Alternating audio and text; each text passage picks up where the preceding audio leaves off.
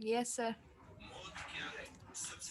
अच्छा जी, अब हम मैकेनिकल इंजरीज की अकसाम पढ़ेंगे, जिसमें सबसे पहले है abrasion, followed by bruise, then laceration, incised wound, stab wound and firearm wounds. Abrasion को हम पहले समझते हैं। एब्रेजन कहते हैं सतही तौर पर जो चोट लगती है और जिसमें जिल्द इस हद तक मुतासिर होती है कि जिल्द पर सुर्खी आ जाए और रगड़ पैदा हो या खराश पैदा हो जाए और जेरें जिल्द जो जितने भी टिश्यूज हैं वो फटे नहीं हो, तो उसको हम कहते हैं एब्रेजन। जिसमें स्किन टियर ना आए ना, उसको कहते हैं एब्रेजन। स्किन टियर अगर आ गया तो फिर वो एब्रेजन नहीं है, वो फिर लेसिरेशन है। ठीक है। अच्छा, ब्रूस, ब्रूस का मतलब होता है सबक्यूटेनियस इंजरी, जिल्द के नीचे जो टिश्यूज हैं उसकी इंजरी। अच्छा, ब्रूस और एब्रेजन बहुत हद तक करीब हैं, सिमिलर हैं, और अक्सर औकात ये भी देखा गया है कि हम ब्रूस को एब्रेशन कह देते हैं और एब्रेशन को ब्रूस कह देते हैं। तो ये दोनों जो जख्म हैं ये आसपास हैं। दोनों में कॉमन बात यह है कि स्किन टियर नहीं होता। दोनों में अहम बात यह है कि जिल्द के ऊपर तब्दीली आती है, कलर चेंज होता है। ठीक है। ब्रूस में डिग्री ऑफ वायलेंस ज्यादा होता है बनिस्बत एब्रेशन के, यानी जोरदार फोर्सफुली कोई चीज आके हिट करे। जैसे एक मिसाल ले लेते हैं, डंडा जोर से किसी के कमर पे पड़े तो उसकी निशान पड़ जाते हैं। ठीक है। या बेल्ट जोर से खींच के मारी जाए तो जिस्म पर निशान पड़ जाते हैं। या कोड़ा जब मारा जाता है तो जिस्म पर निशान पड़ जाते हैं। उस किस्म के पैटर्न ऑफ इंजरी को हम कहते हैं ब्रूज। ठीक है। अब एब्रेशन की मिसाल सुनिए। एब्रेशन ये कि जब आप फर्ज करें खेल रहे होते हैं, खेलते में आप गिर जाते हैं ग्राउंड में तो घुटने छिल जाते हैं। घुटने छिलना ये एब्रेशन की आइडियल मिसाल है। कोनी पर रगड़ आ जाता है। अमूमन ये दो पार्ट्स पर सबसे ज्यादा इंजरी होती है, घुटने और कोनी। ठीक है। क्योंकि जब हम गिरते हैं तो या तो घुटने के बल गिरते हैं या कोनी के बल गिरते हैं। तो उधर जो जख्म पड़ते हैं खराश की सूरत में, उसको एब्रेशन कहा जाता है। ओके। तो एब्रेशन और ब्रूज में सिमिलैरिटी भी है, लेकिन डिग्री ऑफ वायलेंस का जो या फोर्स का जो है वो मामला ब्रूज में ज्यादा है। अच्छा, ब्रूज को कभी कभी इम्प्रिंट एब्रेशन भी कहते हैं। इम्प्रिंट एब्रेशन, इम्प्रिंट का मतलब ये कि निशान पड़ जाना, छापा पड़ना। अब बेल्ट अगर बेल्ट से पिटाई हो तो बेल्ट का निशान आ रहा है ना, उस निशान को हम कहते हैं इम्प्रिंट। ठीक है। और नील पड़ जाता है बाकायदा जिल्द के ऊपर तो उसको हम बाय डेफिनेशन ब्रूस कहते हैं। Subcutaneous injury is called as bruise. यहां तक बात क्लियर है? एब्रेशन और ब्रूस का कॉन्सेप्ट क्लियर यस होता है? सर। Yes sir. ओके जी। लेसिरेशन, लेसिरेशन कहते हैं जिसमें स्किन टियर आ जाए, जिल्द बाकायदा फट जाए। ठीक है। मसलन किसी मशीन के अंदर या दरवाजे के दरमियान में उंगली आ जाती है, गोश्त फट जाता है। जब गोश्त और जिल्द फट जाए तो उसको बाय डेफिनेशन क्या बोलेंगे? लेसिरेशन। इंसाइज्ड वुंड या इंसीजन, इंसीजन कहते हैं किसी भी शार्प कटिंग ऑब्जेक्ट से जब स्किन को काटा जाए। जैसे कि हम छुरी से गोश्त काटते हैं तो बेसिकली वो इंसीजन दिया जा रहा होता है गोश्त के अंदर। ऐसे ही सर्जिकल इंसीजन भी होता है, जब सर्जरी में इंसीजन मारते हैं, कट मारते हैं। तो शार्प कटिंग ऑब्जेक्ट से अगर गोश्त को या स्किन को काटा जाएगा और दो हाफ में तकसीम किया जाएगा तो उसको हम कहेंगे इंसाइज्ड वुंड या incision. Now it all depends कि कटिंग ऑब्जेक्ट क्या था। अगर वो नाइफ या ब्लेड की सूरत है तो इंसाइज्ड वुंड बहुत शार्प जाएगा, लेकिन अगर उसी की जगह जो है वो आरी चला दी जाए, कटेगा तो तब भी। लेकिन अब ये इंसाइज्ड वुंड थोड़ा सा टिपिकल हो जाएगा। It will mimic laceration. ये लेसिरेशन जैसा दिखेगा लेकिन है ये बेसिकली इंसाइज्ड वुंड, और इसमें एजेस जो हैं वो सिरेटेड होंगे, स्किन के ऊपर बाकायदा आरी जैसे निशान मौजूद होंगे। तो उधर से हम टाइप ऑफ वेपन भी पहचान सकते हैं। इंसाइज्ड वुंड की में एक सबसे अहम बात ये होती है कि इसमें ऑब्जेक्ट की आइडेंटिफिकेशन इस हद तक जरूर हो जाती है कि हम कहते हैं कोई शार्प कटिंग ऑब्जेक्ट था। ठीक है। चाहे वो छुरी हो, चाहे वो ब्लेड हो, चाहे वो चाहे वो बुगदा हो, कोई भी ऐसी शार्प कटिंग, या शीशा हो, शीशे का टुकड़ा हो, हम ये पहचान लेते हैं कि भाई कोई ऐसी शार्प कटिंग चीज थी जिससे ये जख्म पैदा हुआ है। ठीक है। Incised wound. नेक्स्ट है स्टैब वुंड। स्टैब वुंड का मतलब होता है वो जख्म जिसमें कोई चीज घोपी जाए, जिसमें इंसर्ट कर दी जाए, पेवस्त हो जाए। तो जैसे मिसाल है, यही छुरी ले लें या खंजर ले लें, जो पेट में घुसेड़ कर मारते हैं लोग, उसको कहते हैं स्टैब वुंड। ठीक है। ये म्यूजियम में रखे हुए सारे मॉडल्स, तस्वीर वहां पर भी आपको दिखाएंगे इंशाल्लाह ताला। और फिर है छठा fire arm injury. Fire arm injury मैंने बताया बैलिस्टिक से, यानी ये आतिशी असला यानी बुलेट इंजरी जो है, गोली जिस्म में घुसती है। कभी कभी गोली जिस्म में घुसकर आर पार हो जाती है, कभी आर पार नहीं होती, कभी जिस्म में मौजूद होती है। एक एंट्री वुंड क्रिएट करती है, बाज मरतबा एक एंट्री वुंड होता है, दो एग्जिट वुंड होते हैं, बाज मरतबा एक एंट्री वुंड होता है, कोई एग्जिट वुंड होता ही नहीं है। तो ये सारी जो वेरिएशन है हम फायर आर्म इंजरी में पढ़ेंगे। ठीक है, यहाँ तक बात क्लियर होती है? Yes, sir. Yes, okay, sir. तो मैकेनिकल इंजरीज को मैंने सरसरी तौर पे तकसीम करके आपको समझा दिया है। अच्छा, एब्रेशन की अब तफसील देख लीजिए। एब्रेशन मैंने आपको बताया जिसमें outer layer of skin damage हो और बहुत ही मामूली सा इसमें ब्लड ऊज होगा, लेकिन टीयर नहीं आएगा। अगर टीयर नहीं आता तो फिर ये बाय डेफिनेशन एब्रेशन है। और इसमें बहुत छोटा सा स्कार आता है जो जल्दी से ठीक भी हो जाता है, और बाज मर्तबा ये थोड़ा सा टाइम ज्यादा ले लेता है।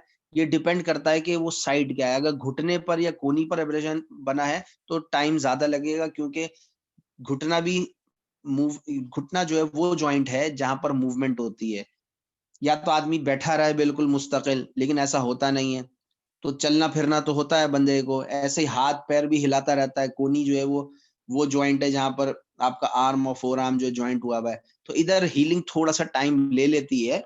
लेकिन अमूमन एब्रेजन जो है वो बॉडी के किसी भी हिस्से में हो वो जल्दी ठीक हो जाता है। ठीक है। अच्छा, कुछ साइट्स ऐसी हैं जहां एब्रेजन बड़ा पेनफुल होता है, जैसे कि आई, जिससे हम से फॉर एग्जाम्पल स्क्लेरा है या कॉर्निया है। कॉर्निया में भी जो है ना एब्रेशन हो जाता है। बाज मर्तबा धूल मट्टी आंखों में जाती है और हम लोग जो है वो अनइंटेंशनली जो है वो उसको मसलना शुरू कर देते हैं। तो कोशिश होनी चाहिए कि मसले ना, बल्कि वॉश कर लें, रिंस कर लें आंखों को, ताकि बाहिफाजत डस्ट पार्टिकल्स निकल जाए। अगर डस्ट पार्टिकल में कोई पार्टिकल जरा मोटा आ गया, या से फॉर एग्जांपल कोई रेत का दाना हुआ, वो आपने मसल दिया, तो एब्रेजन आप खुद ही क्रिएट कर देते हैं आंखों में, और फिर वो कई दिनों तक पेनफुल कंडीशन रहती है। ठीक है। ओके। अच्छा, एब्रेजन को जो क्लासिफाई किया गया है वो भी जरा समझ लेते हैं। 3 तरीके से क्लासिफाई किया गया है इसको, एब्रेजन को।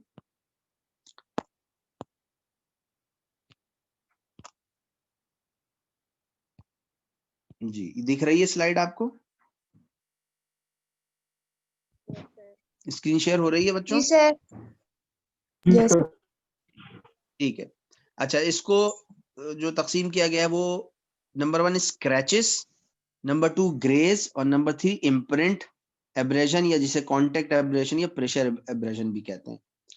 अब देखिए, स्क्रैच का मतलब है खुरचना। स्क्रैच, याद है स्क्रैच कार्ड आते थे, अभी भी आते हैं स्क्रैच कार्ड्स, नाखून से खुरचते हैं, अंदर नंबर Yes, निकलता है। sir. तो वो जो खुरचना है ना जी, जो खुरचना है उसको कहते हैं स्क्रैच। तो इस तरीके से अगर स्किन के ऊपर खुरच आएगी तो उसको कहेंगे स्क्रैच। और अगर ग्रेज, ग्रेज को ऐसे देखा जाए कि फर्ज करें कोई रफ सरफेस है, रेगमाल देखा है आप लोगों ने? जी रेगमाल, सर। Yes, sir. अगर वो स्किन के ऊपर रगड़ खा जाए तो कैसी तकलीफ होगी, इमेजिन करें। Rashes हो जाएंगे sir, red. हाँ, तो ऐसा हो जाता है ना जब रोड पे गिरते हैं, तो रेगमाली पड़ा हुआ होता है, यूं समझ लिए रोड पर रेत होती है, डस्ट पार्टिकल्स होते हैं, पत्थर होते हैं, कंकर होते हैं, उससे जब खुरचती हुई जाती है स्किन तो वो ग्रेस पैदा होता है, उसको कहते हैं ग्रेस। और तीसरी चीज है इम्प्रिंट एब्रेजन, या जिसे मैंने ब्रूस से भी सिमिलर बताया था कि ये ब्रूस की तरीके से होता है। इम्प्रिंट का मतलब है जहां जोरदार कोई चीज आके लगे और अपना निशान छोड़ दे, तो उसको कहते हैं इम्प्रिंट एब्रेशन। ठीक है। इसमें चंद मिसालें दी हुई, जैसे हैंगिंग एंड स्ट्रेंगुलेशन है। गर्दन में फांसी लगाते हैं तो गर्दन पर निशान आ जाता है रस्सी का, अगर वो रस्सी है उसका निशान बनेगा, अगर वो बेल्ट है उसका निशान बनेगा। तो जिस तरीके का भी स्ट्रिंग होगा उस तरीके का निशान बनता है। थ्रॉटलिंग है, गला घोट के मारना, उसमें जो है वो हाथों के निशान पड़ जाते हैं, अंगूठे का निशान पड़ जाता है, और ये भी पता चल जाता है कि वो सीधे हाथ से मारा है या उल्टे हाथ से मारा है, ये भी अंदाजा हो रहा होता है। बाइटिंग है, टीथ मार्क्स, काट लिया तो काटने में भी तो निशान पड़ते हैं, ठीक है ना। दांत काटा है कभी किसी को? Yes, sir. हाँ, और जिन्होंने कटवाया होगा उनको भी पता चल गया होगा, खूब खूब अंदाजा हो रहा होगा कि कैसे निशान पड़ते हैं। Yes, अच्छा, sir. बीटिंग है, विप मार्क्स हैं, गन शॉट इंजरीज हैं, गन शॉट में भी जो है वो इम्प्रिंट बन जाता है। वेहिकुलर एक्सीडेंट्स हैं, एक्सीडेंट हुआ, रेडिएटर पर जाके सर टकरा गया, ठीक है, तो रेडिएटर का निशान पड़ा हुआ होगा, जो जिस जिस तरीके से वो टकराएगा उसका निशान बन रहा होगा, ठीक है। ये 3 अकसाम है एब्रेजन की। एब्रेजन की एज का भी अंदाजा लगाया जा सकता है। अगर वो फ्रेश है तो हम कहते हैं कि भाई ये जो है वो बिल्कुल सॉरी रेड कलर का है तो ये फ्रेश है, अभी रिसेंट डेवलप हुआ है, चंद घंटे ही हुए होंगे। और अगर वो रेड स्कैब उसके ऊपर खुरंट आना शुरू हो जाए तो 12 से 24 घंटे हैं। अगर रेडिश ब्राउन खुरंट हो जाए तो 2 से 3 दिन है। और अगर उसकी हीलिंग शुरू हो जाए, ठीक है, तो हम कहते हैं 4 से 7 दिन हो चुके हैं। और कंप्लीट हीलिंग इसकी तकरीबन 10 से 14 दिन में हो जाती है। तो ये जो जख्म की हीलिंग का प्रोसेस है ना, इसको भी जरा याद रखना है। फर्ज करें बॉडी में आपने एब्रेजन देखा तो आप उसकी स्टेज को देखकर अंदाजा कर सकते हैं कितने दिन पुराना है जख्म, ठीक है। तो इससे बड़े क्लूज मिलते हैं, एज ऑफ एब्रेजन को याद रखना होता है। मेडिको लीगल एस्पेक्ट्स पर अगर बात करें तो नंबर 1 के साइट ऑफ इम्पैक्ट, किस जगह पर जख्म लगा, इसकी बड़ी इंपॉर्टेंस है, ठीक है। वही बात के साइट अगर ऐसी है, फर्ज करें ये टेम्पोरल या कनपट्टी या कान के पास है तो ये बड़ा डेडली हो सकता है। गाल पे अगर पड़ा है तो इतना ज्यादा नुकसान नहीं होगा।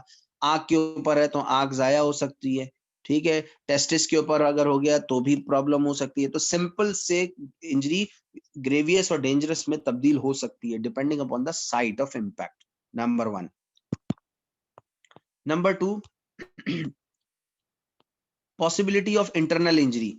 अब फर्ज करें इंटरनल इंजरी से मुराद ये कि इंटरनल ऑर्गन्स में अगर उसका असर पहुंचता है एब्रेजन का तो जाहिर सी बात है मौत वाक़ई हो सकती है। तो इस तरीके से इसकी इंपॉर्टेंस है, यानी अंदरूनी आज़ा तक अगर उस शॉक पहुंचा तो प्रॉब्लम आ सकती है। फिर आइडेंटिफिकेशन ऑफ कॉजिंग ऑब्जेक्ट, हाँ जी बिल्कुल, इससे जख्म को देखकर हम अंदाजा कर सकते हैं कि भाई टाइप ऑफ वेपन क्या होगा, किस चीज से चोट लगी होगी। एब्रेजन जाहिर सी बात है, देखें एब्रेजन से मुरादी यही है कि जिसमें जो कॉजिंग वेपन था या कॉजिंग ऑब्जेक्ट था उसने रगड़ दी है, इसका मतलब है वो रफ सरफेस थी, ठीक है। चिकनी सरफेस से एब्रेजन नहीं होगा, ये तो तय हो गया, तो समझ में आ जाता है। फिर पर्पस ऑफ इंजरी, हाँ, अब अगर जैसे गर्दन के ऊपर निशानात मिलते हैं एब्रेजन के तो इसका मतलब है इसका गला घोटा गया, थ्रॉटलिंग का केस हो सकता है। मुंह और नाक के गिर्द अगर कुछ एब्रेजन के साइंस मौजूद हैं तो इसका मतलब है कि इसका मुंह घोट कर, मुंह बंद करके इसको मारने की कोशिश की गई है। अगर नाक और मुंह बैक वक्त बंद हो जाए तो इसको कहते हैं स्मूथरिंग, ठीक है। अच्छा, फिर थाइज और जेनाइटल्स पर अगर निशान मौजूद हैं तो उसका मतलब है कि उसके साथ सेक्सुअल असॉल्ट हुआ है, रेप का केस हो सकता है वो। एनस पर अगर कोई निशानात हैं तो वो सोडोमी का केस हो सकता है, ये भी जो सेक्सुअल असॉल्ट में आता है।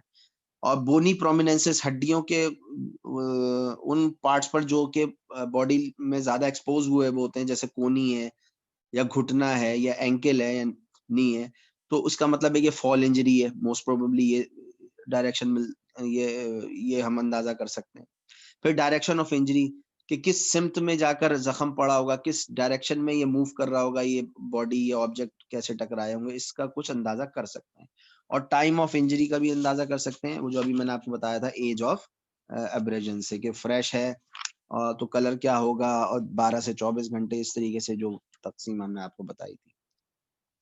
यहाँ तक बात क्लियर होती है Yes, sir. एब्रेजन से मुताल्लिक? Yes, sir. ठीक है, अब एक छोटी सी और बात इसी से सुन लीजिए, एंटीमॉर्टम एब्रेजन या पोस्टमार्टम एब्रेजन। अच्छा, एंटीमॉर्टम का मतलब होता है जिंदगी की हालत में, यानी जब आदमी जिंदा हो। पोस्टमार्टम का मतलब है कि मौत के बाद। अब यहाँ पर एंटीमॉर्टम पोस्टमार्टम एब्रेजन का डिफरेंस आपको दिखाया हुआ है।